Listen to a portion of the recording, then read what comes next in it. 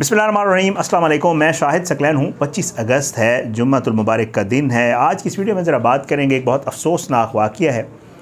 वाक़या आपको बताता हूँ। एक 19वें ग्रेड के अफसर बाप ने, जो कराची का रिहायशी था, अबुल हसन अस्फ़हानी रोड के ऊपर, उसने अपनी बेटी को गोलियां मार के, और बेटी बड़ी उम्र की बिल्कुल नहीं थी, 17 साल की, 10वीं 11वीं की होगी, ज़ाहिर बात है, उसको कत्ल कर दिया सुबह सवेरे। ये वाक़या क्यों पेश आया, वजूहात क्या थी?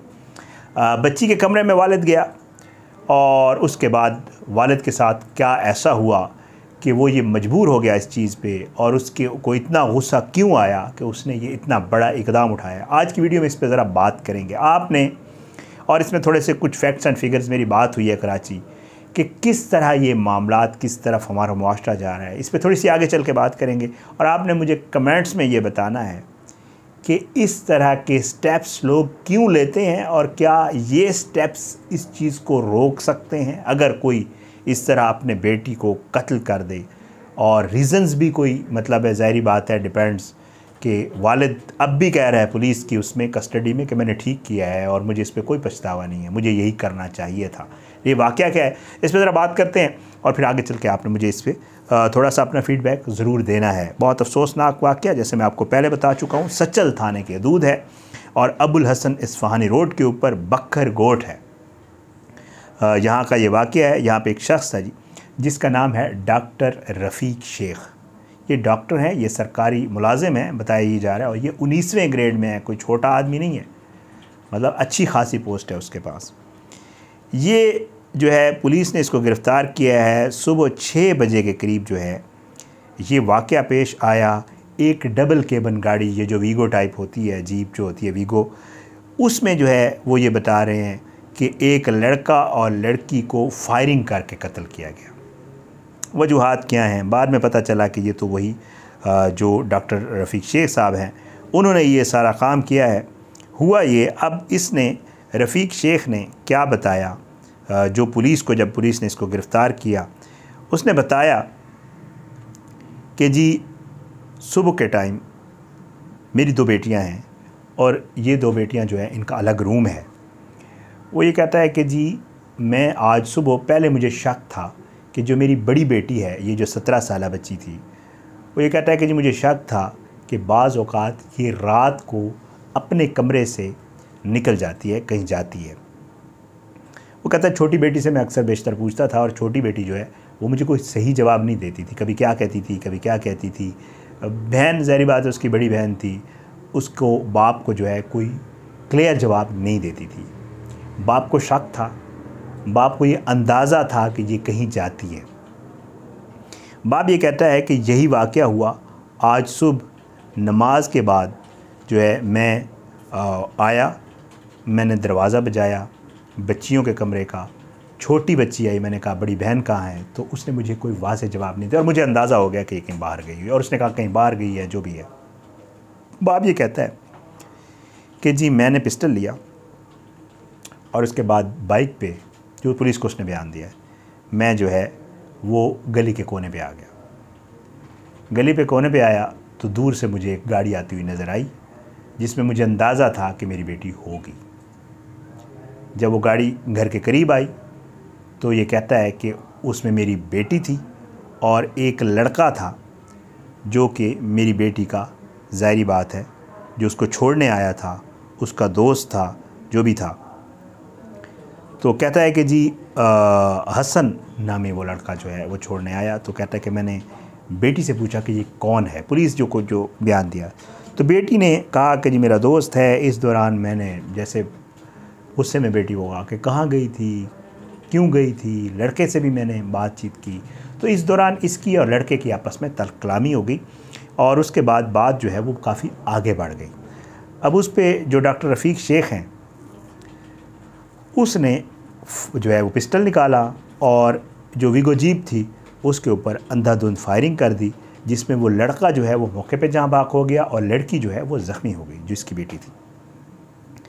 अब इसने इसको हॉस्पिटल नहीं ले गया। ये वाक़या हो गया क्योंकि पुलिस को वहाँ से जो वीगो जीप थी उसके करीब से तकरीबन 7 गोलियों के खोल कहते हैं मिले हैं, जो 9mm पिस्टल है होता है उसके मिले हैं। अब ये शख्स जो है इसने बेटी को हॉस्पिटल नहीं ले गया, बल्कि इसी दौरान वो उसको उठा के घर ले आया अपने। शायद इसके जहन में ये होगा कि जी मैं इसको ख़ुद ट्रीट करूँगा, या जो भी मामला था। बेटी ज़ख्मी, लड़का कत्ल हो गया। घर ले आया तो बेटी की भी ज़्यादा खून, क्योंकि उसको भी गोलियां लगी थी, ज़्यादा खून बहने की वजह से जो है वो डेथ हो गई। अब इस पे ये है कि पुलिस ने इसको गिरफ़्तार किया है। इसका बेटा है अब्दुल्ला, उसको भी गिरफ़्तार किया है। पुलिस ये कह रही है कि जी इन्होंने गैरत के नाम पे जो है वो कत्ल किया है, और इसमें ये शख्स और इसका बेटा दोनों मुलव्वस हैं। जो मकतूल लड़का था, जिसका नाम मैं आपको बता चुका हूँ, हसन, वो जो है गुलशन इकबाल का रिहायशी था और तालिब इल्म था। बताया ही जा रहा है कि जो इतलात हैं कि उसका जो बाप है, उसका शायद गाड़ियों का शोरूम है, कोई ऐसा मामला है, उसका अपना कोई बिज़नेस है। अब ये सारा मामला जो है पिस्टल जो है इसका उसके हवाले से बताया जा रहा है कि जी उसकी लाइसेंस की तस्दीक हो रही है, क्योंकि ये शख्स कह रहा था कि ये मेरा लाइसेंस वाला पिस्टल है।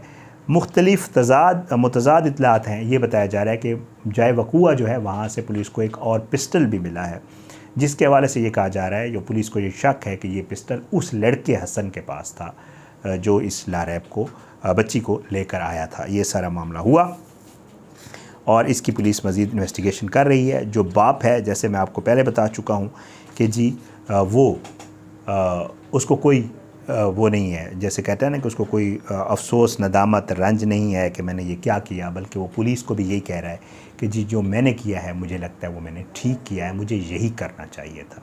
ये गैरत के नाम पे कत्ल पुलिस बता रही है, ये सारा वाक़या हुआ है। अब इतना अफसोसनाक वाक़या, वालिदैन इस पर क्यों मजबूर होते हैं? सिंध में जो है वो कारोकारी या गैरत के नाम पे कत्ल करने वाली का जो मामला है, इसकी एक तंजीम है जिसको जो है जिसका नाम है सिंध सहाई ऑर्गेनाइजेशन। अब ये जो है इनकी रिपोर्ट जो है जनवरी से जून तक की 6 महीने की रिपोर्ट में ये कहते हैं कि गैरत के नाम पे जो कारोकारी के इल्ज़ाम में 123 इन लोगों को जो है कत्ल किया गया है, जिनमें 91 ख़वातीन हैं और 32 मर्द शामिल हैं। और इसके अलावा 9 अफराद जो है वो कहते हैं घरेलू तशद्दुद में हुए हैं। इस रिपोर्ट के मुताबिक सिंध के ज़िला कश्मीर में जनवरी से जून तक 17 अफराद जो है वो गैरत के नाम पे कत्ल हुए हैं, जिनमें 11 ख़वातीन और 5 मर्द शामिल हैं। शिकारपुर में 10 ख़वातीन और 2 मर्द कत्ल हुए। गोटकी में 6 ख़वातीन और 1 मर्द कत्ल हुआ। सक्खर में 9 ख़वातीन और 1 मर्द कत्ल हुआ। खैरपुर में 4 ख़वातीन और 1 मर्द, लाड़काना में 4 ख़वातीन और 1 मर्द को गैरत के नाम पे कत्ल किया गया। रिपोर्ट के मुताबिक इस अरसे के दौरान सूबे के दीगर अजला में 48 अफराद कत्ल हुए, जिनमें 35 ख़वातीन और 14 मर्द शामिल हैं। अब ये डेटा है किस चीज़ का? कारोकारी या गैरत के नाम पे कत्ल का। वालिद है, गुस्सा आया और उसने ये काम किया। ये काम करना चाहिए था, उसको नहीं करना चाहिए था, ये एक अलग डिबेट है। वालिद नदामत, जैसे मैं आपको पहले बताया कि उसको कोई अफसोस नहीं है, लेकिन जो है मेरा ये ख़्याल है कि वालिदैन को भी ये जो उसने किया, उसकी बच्ची जो कर रही थी, वालिदैन इसमें बराबर के ज़िम्मेदार होते हैं। वालिदैन को पहले से अपने बच्चों का ख्याल रखना चाहिए। वालिदैन को इतना एतमाद देना चाहिए अपने बच्चों को, वालिदैन का उनको एतमाद होना चाहिए कि कोई भी बात हो अपने वालिदैन के साथ ज़रूर शेयर करें, बजाय इसके कि वो कहीं छुप के जाएँ, कहीं आएँ जाएँ और वालिदैन को पता तक ना हो। कम से कम डॉक्टर साहब को ये इल्म तो ज़रूर होना चाहिए था कि उसकी बेटी रात को अगर कहीं जाती है तो हैरान कुन बात है, एक ही घर में रहते हुए इतना डिसकनेक्ट हो गया था वालिदैन का अपने बच्चों के साथ कि बच्ची रात को कहीं चली जाती थी और वालिद और वालदा अपने कमरे में होते थे और उनको इल्म नहीं होता था। ये बड़ी हैरान कुन बात है।